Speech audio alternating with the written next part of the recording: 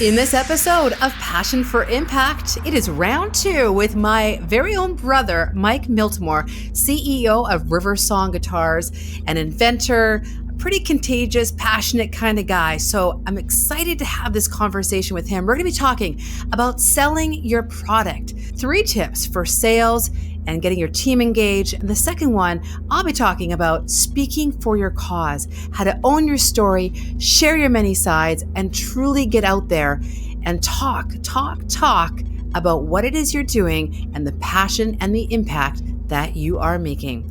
So get ready to make some notes and have a little fun. It's bro and sister time right here on Passion for Impact. Let's do it. This is the Passion for Impact podcast with speaker, trainer, and socially conscious advocate Trisha Miltimore. Thank you for joining in. This is the Passion for Impact podcast, where we have one clear goal: to educate, empower, and elevate social consciousness in people, business, and teams. Passion for Impact is brought to you by Rock Your Leadership, a customized module-based leadership training program for social enterprise companies and leaders. We train impact leaders on how to grow success, drive change, and most importantly, not burn out. Visit www.passionigniter.ca/rockyourleadership for more details. Well, today's podcast is an exciting one for me because we are here with round 2 of sister teasing. I get to bug my bro. He is back for another round. If you recall, part 2. Yeah, you were here for episode. You're trying to speak French again. You were here for episode 8. And that was fun. We talked about a lot of different stuff. But, for those of you who don't know, Mike Miltimore, my bro, he is a CEO of River Song Guitars, an inventor from birth, and a sales expert. In our Rock Your Leadership program, Mike facilitates the innovation module where he shares how to adapt ideas for the positive progress and tools to maintain your vision amongst the hard stuff of forging a path for success. He's super inspirational. He's back. So Mike, thanks for being here. Trish, I'm glad you phoned me, and I listened to your podcast. I've said it. You admitted to it. Well, I'm always excited to chat with you because, of course, it's always fun, at least I think so. But today I thought, and we were kind of talking about this quickly before, to focus on 2 things that I think are really important for impact leaders. And I know it's brought up a lot in this podcast, but I mean, without it, we really can't create success. And that is the whole kit and caboodle around selling. And selling your product, your service, your idea. In some cases, it's selling your passion and purpose when you're infusing that into your business. So I would love to hear from you. And I know I'm kind of putting you on the spot, but 3 tips. So think fast for selling your product. And I would like to share with everyone today 3 tips for speaking for your cause. Isn't this going to be fun? I think it's going to be a lot of fun. So we're going to do one at a time, right? Oh, yeah, sounds good. Okay. I like it. Okay. So first off, my first tip for selling your product is to look at what you're doing and be sales centric, not logistics centric. Sometimes CEOs can get, or just people can get mired down in the minutia of the details rather than try to look at the bigger picture. And I try to, with our company, be a sales-driven CEO where you really need to get that revenue line going and do whatever it takes and sometimes be a little creative outside the box. Accountants and logistics people really hate it, but if you're not pushing boundaries and really trying to figure things out, you're not going to make any headway. So basically, that if you're not making the revenue, then you don't have a company. Yeah, absolutely. Sales, in my opinion, is number one. You need to get your sales up so you have revenue, so you can pay people, so you can grow it, so you can do everything, and to really be sales driven. Okay. Okay, that's good. You're pretty good for being put on the spot. I like that. I like that. What's your number one? Okay, so my number one for speaking for your cause, because this is where I see or I work with a lot of people who are finding it challenging to be able to talk about what they do. So it's that kind of a communication side, right? So Mm-hmm. my number one tip for this is to own your story, and to own your story because it really is unique to you.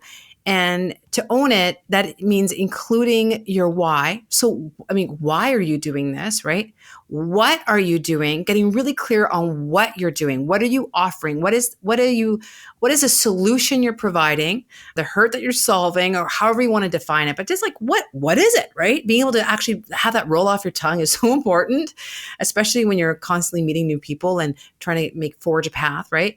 And then the third part of that whole own your story and being able to share it is the pivot point of impact. I think this is the golden nugget that a lot of people forget about or miss out on. So I don't know about you, Mike, but I know for myself, there is moments in my business where I realize that, doing that made an impact. Mm, And sometimes it may not be what you actually set out to do in the begetting, but yep. somehow in the flow of your business, something, tweaks a little bit and you're like, oh, that made impact. Someone either told me or I saw it for myself and a client or whatever the case may be for your company. And so that's the pivot point of impact, and don't ignore it. And that could be a golden nugget. So, and sharing that, like, when I did this and I realized, well, this makes this impact. So being able to share your why, what it is, and that pivot point of impact. And sometimes that requires a little digging, but once you kind of get a hold of it, and you'll have many throughout your career and your business, man, those are powerful stories to be sharing, and that really helps people, not only your team, but whether it's shareholders or maybe suppliers or the bank. I don't know. It helps people get on board with your cause. Yep, absolutely. Can you Uh, think of a pivot point for you, just out of curiosity? yeah, I've had all sorts of different pivot points, and that was going to be my number two thing, is that plans change. Oh, okay. Always be on your feet, looking at what's going on, and sometimes you just need to find new avenues. For example, I remember we had a distributor, a very big distributor in Europe, and they would give us huge orders. And it was just like drowning us with sales. And then they would wait for 3 months, and it would take us a couple months to get their orders together. So it was always like feast and famine cycles going on and on and on. And while we were doing this, I thought, you know what? There's a way that we can fix some of this. And because in the famine areas where you're not making any sales because you're relying on these big orders that are coming in, what we developed was, or if you want to say pivot, what we came up with was a new lower cost guitar, doing some innovative manufacturing techniques that hadn't been done in our industry. And we offered this to our distributors, and we controlled the number of units we produced. So we were controlling the sales because we didn't want to just produce nothing but these inexpensive guitars, but we wanted to have things to fill in the valleys between our regular orders. And that was one thing that we did. And I call it my Marvin the Martian moment, where it's earth shattering kaboom, like that guy. And if you remember, Trish, when they would use a Acme dropper onto a little pill and his henchman would come up out of nothing off the conveyor belt. Do you remember that? No. No. Okay, that's all right. It was Looney Tunes, and he was the ultimate innovator and manufacturer. And he would just drop one drop of water onto a pill, and he would build whatever. Like Wile E. Coyote would do that kind of a thing too, right? And I thought, well, there must be a way that we can do this. So we developed a way of actually casting a guitar neck. And we would prep the fretboard, and we would do things like the truss rods inside. It was really complex, and our process was crazy.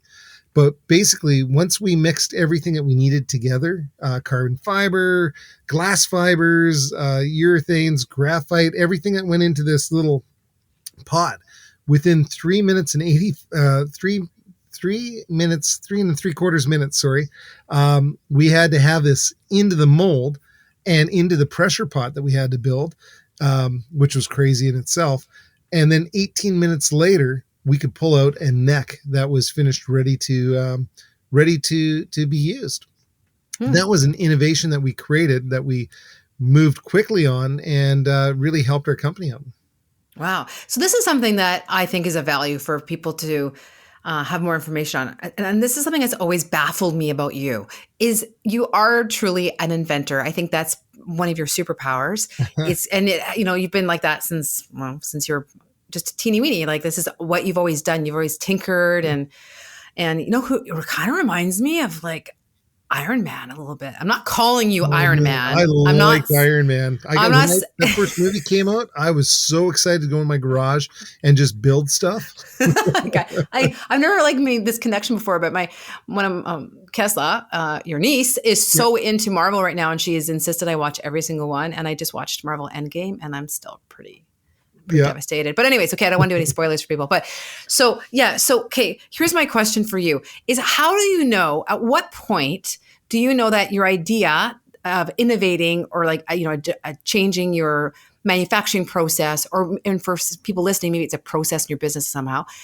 At what point do you know it's a good idea and you should run with it and put the resources and energy into it, versus just an idea that is, I don't know. I think that's where a lot of people are challenged. Where do you put your energy? How do you know? You have a gut instinct. You got to listen to your gut, and you hear people talking about that all the time. But for example, I can talk guitars because that's what I really know. But we wanted to make the world's best guitar. Well, to make the world's best guitar, you have to have something that's different. Well, what can we do to make it different? So it took 6 years trying to fix something of making things that sounded like banjos before I actually came up with something that started to sound really good, and then refine it even further to make it into what the actual invention is. And then once you have that, you have this greater kind of goal that you have, is making a great playing, great feeling, great sounding guitar. And then in my case, I was looking at trying to figure out what was going to make a sellable line of guitars that made sense. So we really specialized on domestic sustainable woods. And recently, I'm really proud of, I don't even know if I've told you yet, but we've just started to sell our own electronic pickup for guitars that was designed right from the ground up. And it's made actually in Vernon, of all places, which is just an hour outside of our factory. All the electronics are done, and I've developed new transducers for it. And it sounds so great, and it just further distances ourselves from our competition, but more importantly, gives us that whole package. And I tend to look at things like that. And when I started working on my preamp, to answer your question, Trish, it didn't make any sense. I was just spending a lot of money trying to develop something. And at first I was breadboarding it, and then I got involved with an engineer buddy of mine, and him and I built a bunch of prototypes, and they were costing me like $600 a preamp, which is just insane. But my goal was to get something that was better and different that I could put into my guitars. And today we're almost ready to go into a mass production on them and put them on all of our guitars that we build. For anyone who doesn't know, including myself, what does breadboarding mean? Breadboarding. So when you design electronics, you get these little boards that you can poke the components into and wire them up without soldering them all together. It's just a way of prototyping and experimenting. And I guess also I should mention, to your point that you were asking about, when do you know if it's a good idea or a bad idea? If it's too far out there, everybody's against it. Nobody can understand what it's all about until it starts to get into the finished stages, and until you bring out a product that sounds great and looks great and has all this, then everybody's on board. That's when you know you have a good product. Everybody that was the naysayers are like, yeah, I was always on board with that. That's the crazy part, is how do you maintain your energy and your focus amongst all the naysayers when they're just like, that makes no sense, you shouldn't invest your money in that, or especially when you have people who've already invested in your company telling you that. How do you move forward when you're being told, nah? You know what? It's all about having the right team around you. You need to have people that challenge you. You need to have people that give you a little bit of pushback so that you can develop how you talk about it. Because if you're just surrounded by yes people, we'd be making rocket ships to go to Mars.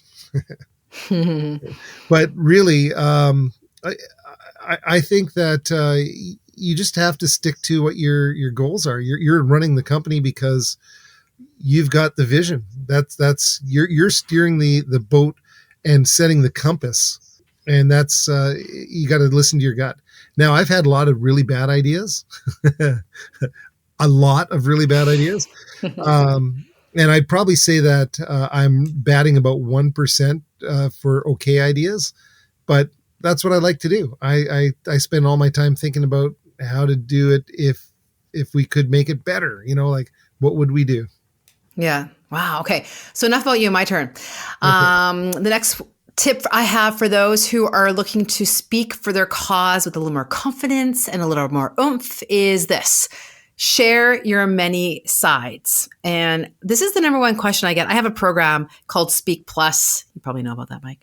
Shameless plug. Yeah, I have a program called Speak Plus where I work with those professionals like CEOs and professionals who just want to have a stronger sense of their communication and be able to speak up for what they're doing and their cause and their business. And so, but what I hear people saying is, well, how do I share who I am? Because they feel like it has to be all professional. And so I don't know if you play on LinkedIn, and you do, I know. I spend a lot of time on LinkedIn. I think it's a great site for all kinds of networking and connecting. I'm an expert dog whisperer on LinkedIn. Dog whisperer? Oh yeah. I can make, I got my dog shaking a back paw. That just, what I'm trying to say is I see where you're going with that and I understand. And you got to show your many sides and what you're into. Oh, now it makes sense. That made no sense for a second there. I was like, well, I don't know what angle he's taking on this, and I'm going to talk to him about it later, but I get that LinkedIn, now. You want to show more than just trying to be your professional side. You want to also show a little bit more about you so that people can understand where you're coming from.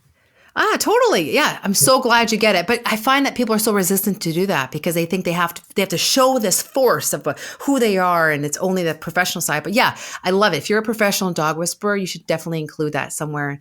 And so let people know, let them see your many sides, because that also helps them to understand your story, and getting back to that first point for speaking for your cause, that why, what, and that pivot point of impact. So there you go. That's my second point. Share your many sides. This is your official permission that you can have more fun in life, and you can do that for sure. You're on your third point, or do you have more? One of the things I want to know, Trish, is because I've been obviously following you and working with you since high school when you were talking and doing that kind of stuff. Mm-hmm. How do you show how do you give an example of how you show your other sides? Like myself? Yeah, I know you've been starting to talk more about your family. I think it's a collection of things. So whatever is important to you, and this doesn't mean, I think with social media, a lot of times people feel this pressure that they have to share their stories and their reels, and it has to be all personal. And to me, it's gone like a bit off the deep end, right?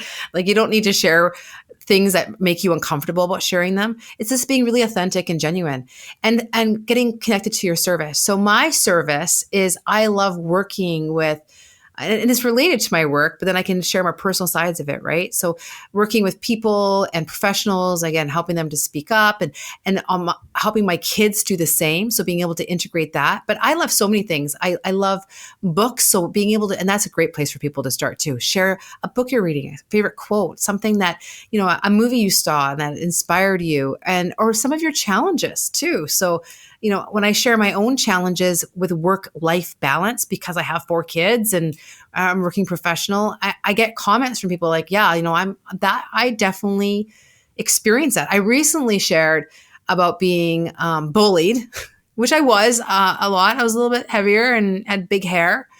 And what's funny is that I shared this post. I don't know if you saw it or not, but it was talking about being bullied and how that really left a mark on my soul in many ways, about feeling like inadequate or feeling judged. And I had quite a few comments of people saying this happens to them too. I mean, it's something, I think it's a common for many people, but it helps us to connect with each other. But what I'm trying to say is I shared this story about being bullied for my hair and my weight over the years when we were younger.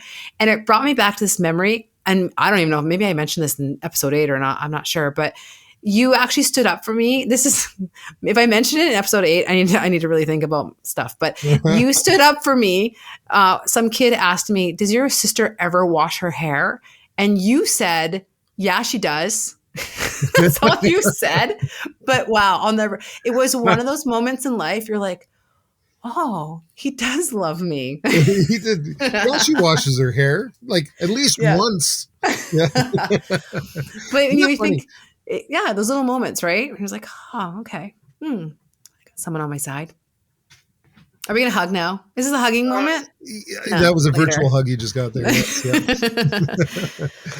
Yeah. So that's, Trish, it's funny because growing up, I never thought you were heavy. Yeah, you had frizzy, crazy hair, but that's funny. It's all your perspective sometimes too, isn't it? Did you know that I had someone try to start my hair on fire on a school bus once? I did not know that. And the only reason why I knew they were doing it is I heard laughing behind me and I smelled the burning hair. I think I could probably guess who it might have been even. I don't even know who it was, so I don't think you can guess. But anyways. There's a few guys that thought that was funny. What's with people? But I know, right? That's, you know what? These things make you who you are today. I think if you didn't feel a little bit of trauma from that, you wouldn't be on a life journey trying to figure that out and trying to help other people. It is true. Marianne Williamson, I saw her speak once, and no matter what you think about her, she did make this one comment that I thought was so true, that our hurts allow us to have X-ray vision into other people's hurts. And, that's pretty powerful. So when we're getting back to our point about speaking for your cause, point number 2 or tip number 2 is share your many sides, is that when you share your challenges, you're allowing other people to feel inspired that you got through it and be that kind of light for them as well. So I think that's powerful. That's an excellent segue into my third part, which is surround yourself with an amazing team and let them fail. Okay. Right. So, for instance, if you're always telling everybody exactly what to do, they will only ever do what you tell them to do.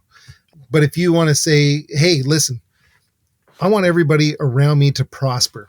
So let's stop doing everything. I did this a couple of years ago with our audiovisual company, which is a part of where our guitar brand grew out of. And I thought, you know what? I want everybody to really prosper. And how am I going to make everybody prosper around me? I'm going to increase gross sales. And that meant getting more rental contracts for doing concerts, finding new clients, coming up with creative new ways. And I thought, if we had a 1% success rate in getting a new client, and if one new client represented $5,000 in business, if we just spent first thing in the morning, 45 minutes where we didn't answer the phone, we didn't do anything other than just try to contact 5 people. That means that each one of us, after 20 days of working a month, would have one new client, one new $5,000 job per month. And it was a great exercise. We got everybody involved, and they came up with all sorts of amazing ideas, things I never even thought of. And we got some really cool events and clients that are now friends just out of doing that. So by empowering people and allowing them to also be creative and come up, you can steer the ship and allow them to really superpower it by allowing them to fail. Sometimes people would, some of our guys would phone, the school district and try to get some business. Not a lot of business came out of that, So, but you gotta try, and it's okay to fail.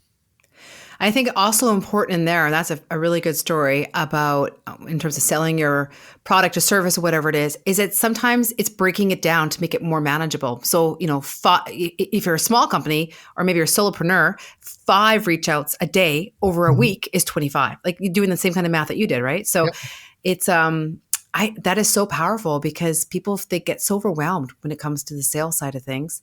And so when you were giving your people the room to kind of fail or create their own systems.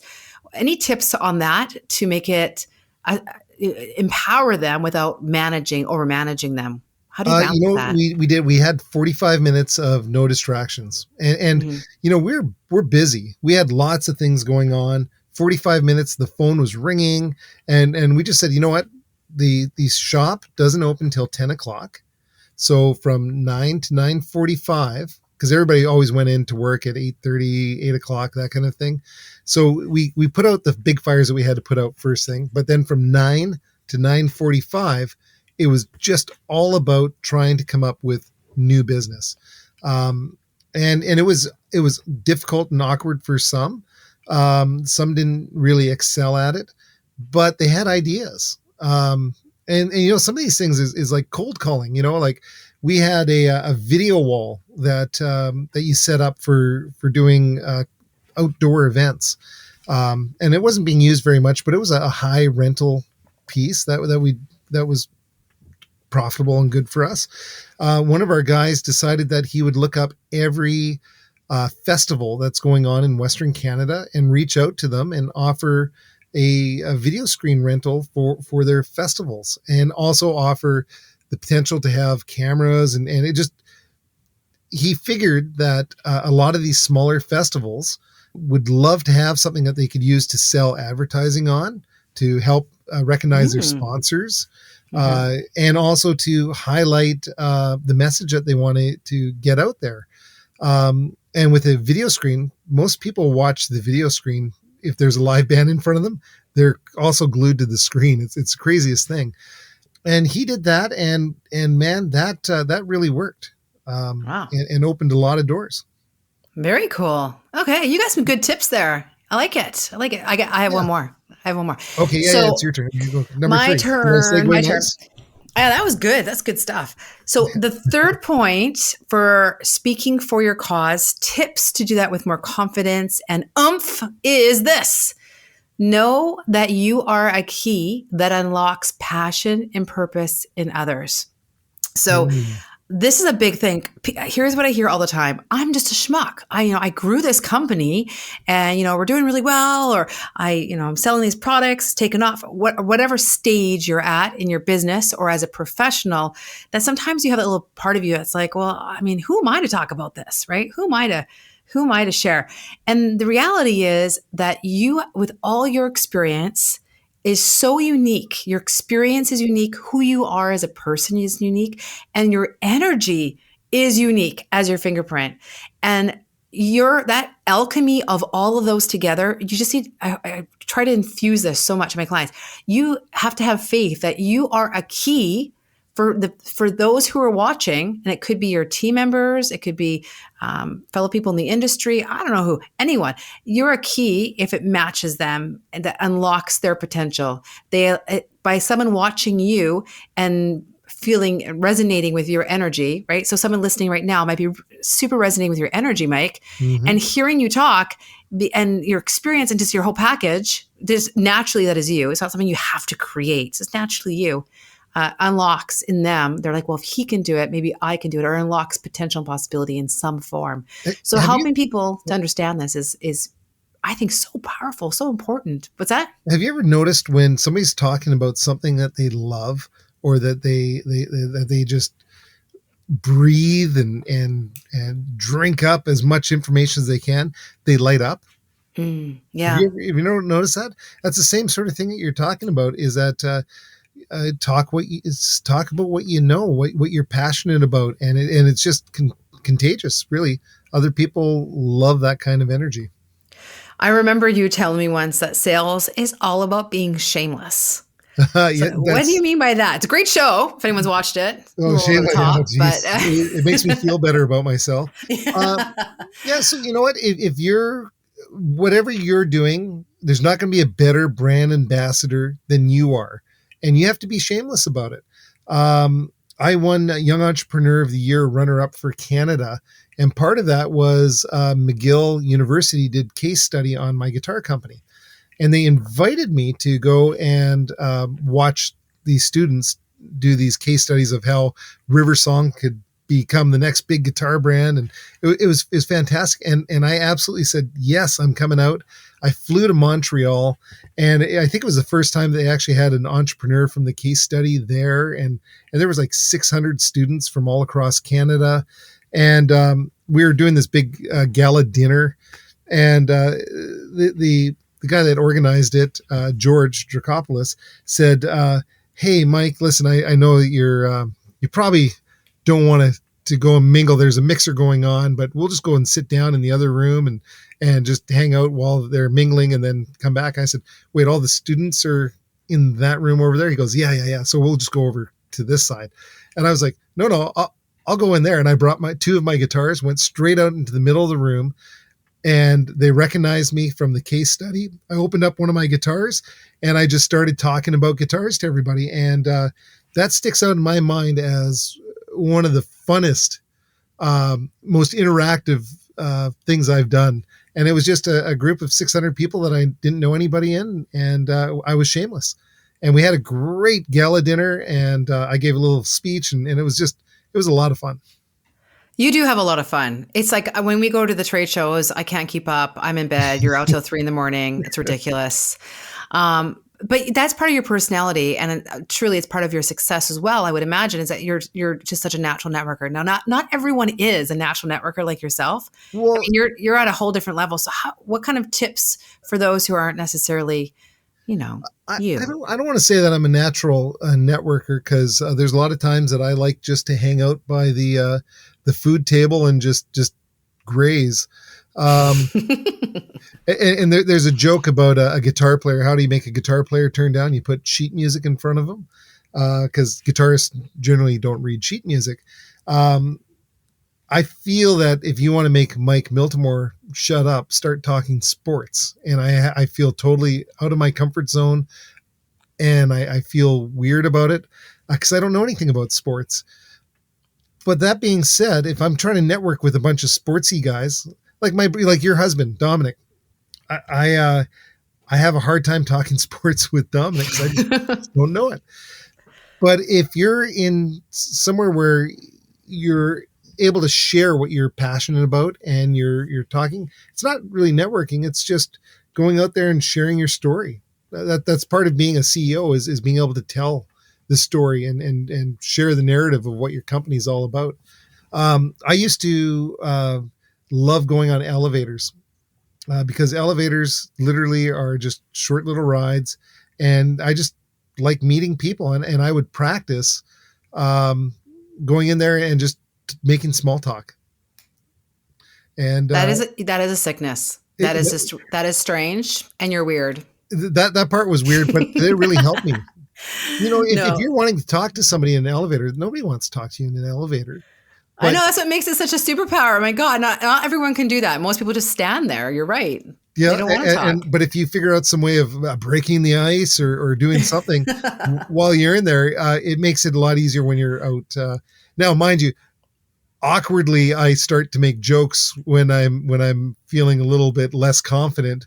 That's just my go-to. But you know what? I think being a networker, just how to network, and if you're feeling not comfortable networking, just practice your narrative of what you're about, what your company is about some of the challenges that you're having. Maybe there's community challenges. Oh man, once we get to start and meet people again, are we ever going to have a lot of stories to talk about with just COVID?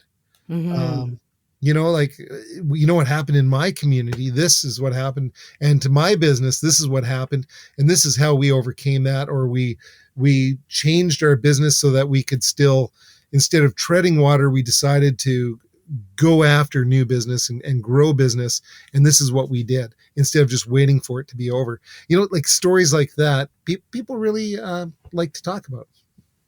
I agree. And when I say it was weird and strange, it's that you do have a bit of a skill set in that, and you're so infectious when you're talking about the things you are passionate about.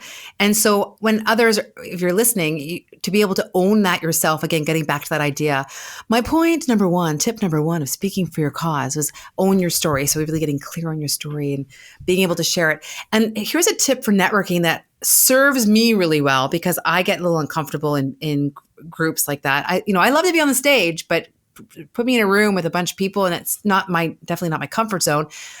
Is that I'm not only sharing my story, but I'm there to collect stories. And that was a game changer for me. So it took all the pressure off. I'm just there to collect everyone's stories. And that's truly connecting. Yeah, you're right. Let people talk. That helps too. People love to talk about what they're into. You know what else also really worked well for me? We make guitar picks, and I created this new guitar pick that's multi-layer, blah, blah, blah. I always have a handful of them in my pocket, and you wouldn't believe how open people get when you give them a guitar pick or something that's kind of small value that you do with your company. It's a great way of talking and introducing yourself. Ooh, And like it. I've gotten upgraded to first class. I've gotten into bars. I've all sorts of things. Those picks have helped me with. Nice. So, I was actually talking to a client today. They sell shoes. And so my thought, and I thought this was fun, was to bring foot salts to potential clients. 'Cause, it's easy and you can have them on hand. And so picks or find something that's of value to your potential client.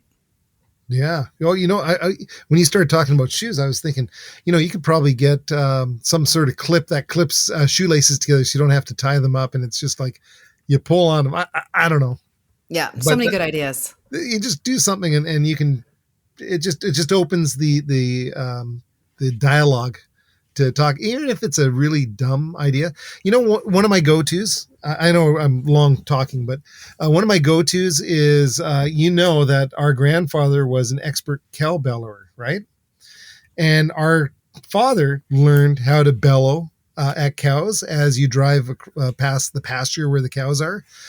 And one day I thought, cows really don't understand what you're saying because of the Doppler effect. When you hear like an ambulance driving by you, it goes me, ma, me, ma, me, ma, me, ma, me. It goes down in pitch. Mm-hmm. So I thought, well, maybe if you moo at a cow while you're driving past it, you need to bring your pitch up. So the Doppler pitch effect that drops it down, it sounds like a cow mooing, not just moo, right? It would be a moo. Anyways, I did the math on that. I figured it all out. Sometimes when I'm in a room of strange people, I pull that out because it has nothing to do with anything other than it's a wacky, crazy story. And it's kind of fun, right? So not being afraid to share all sides of you and your fun side too. Yeah, and expert dog whispering. Yeah, I just. And a side note is, I didn't know that our grandfather or our father were, really good cow. What did you call it? A bellow? Bellower. How many times have we been beside a cow pasture and Dad's mooed at cows? Yeah, now that I think of it, he did, but I didn't know that was a thing. Oh yeah. Like when I did that paper, I contacted the research station here in Kamloops, that has cows and stuff. And I tried to get some information on cow bellows, and I ended up having to record my own. Wow. They thought I was like crazy. I was just going to say that is so strange, but that's cool. That's cool. Yeah. Okay, so there's some great tips here for selling your product and being able to speak for your cause. Here's two more questions. The first one is, what is the cutest thing I've ever done? That you've ever done? Yeah, I'm just curious. You want to know what I think the cutest thing that you've ever done is? Yes. Oh boy.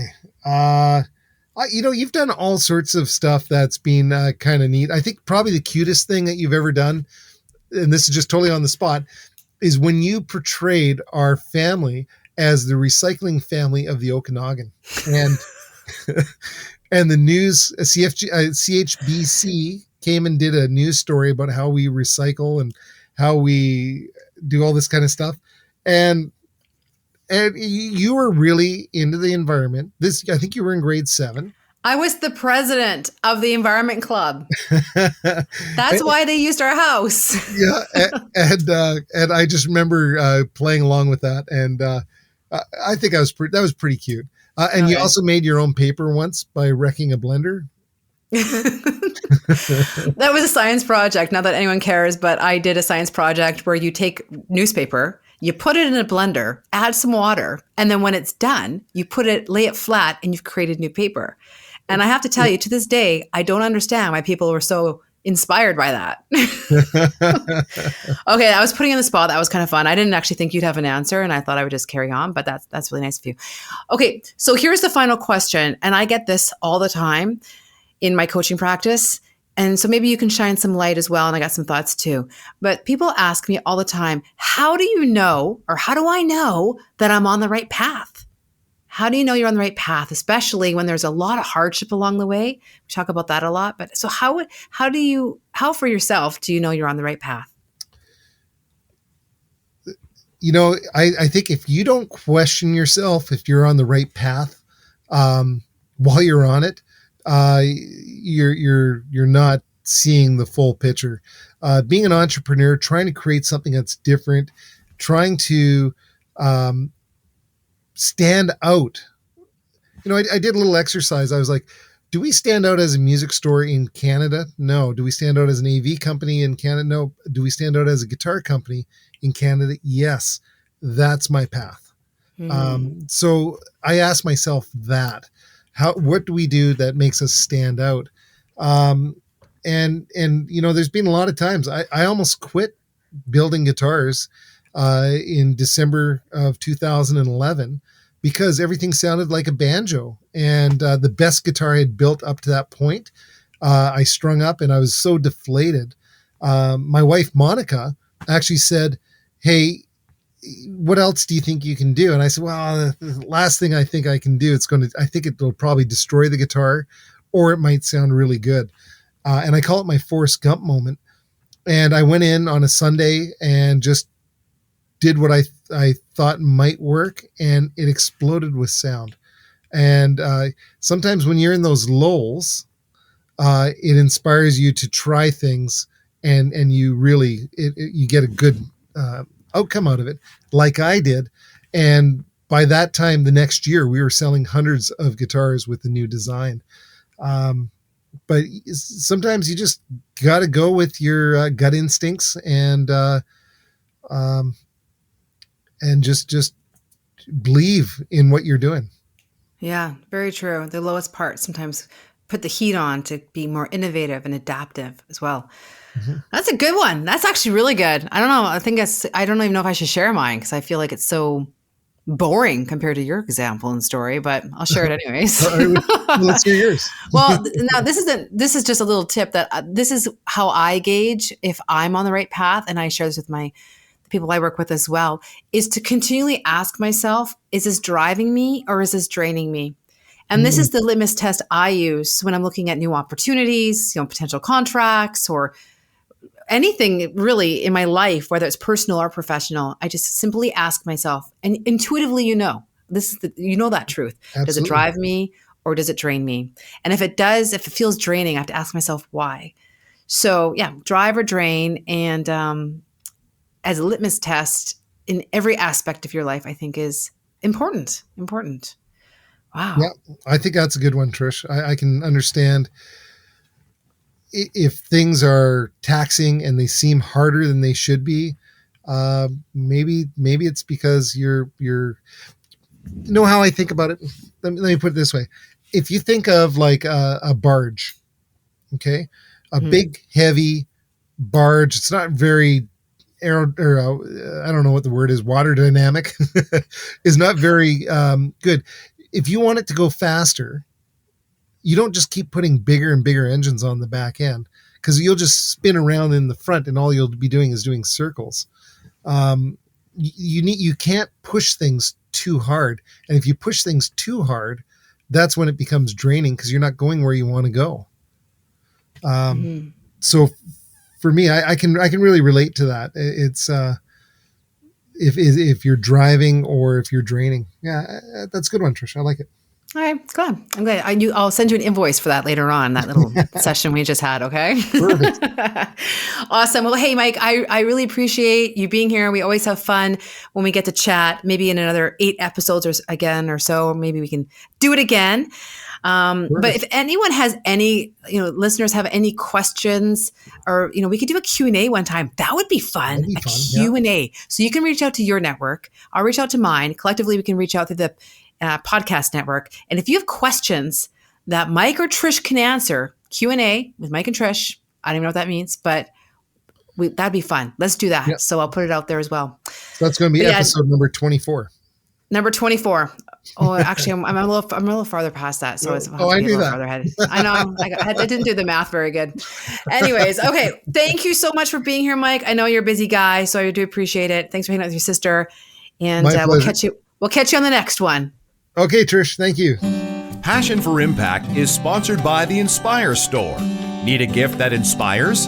Inspire Store features exclusive ethically made goods and jewelry that embodies these 3 words. Yes, you can. Every purchase supports Food Banks Canada. Plus, you will receive Tricia Miltimore's popular personal development Shift Up e-course. Empowerment awaits you. Shop with impact at inspirestore.org. Hey, if you love learning how to live and lead in a caring and fulfilling way, and you find this show inspiring, please share with your friends, rate and review this podcast. Passion for Impact is brought to you by Rock Your Leadership, a customized module-based leadership training program for social enterprise companies and leaders.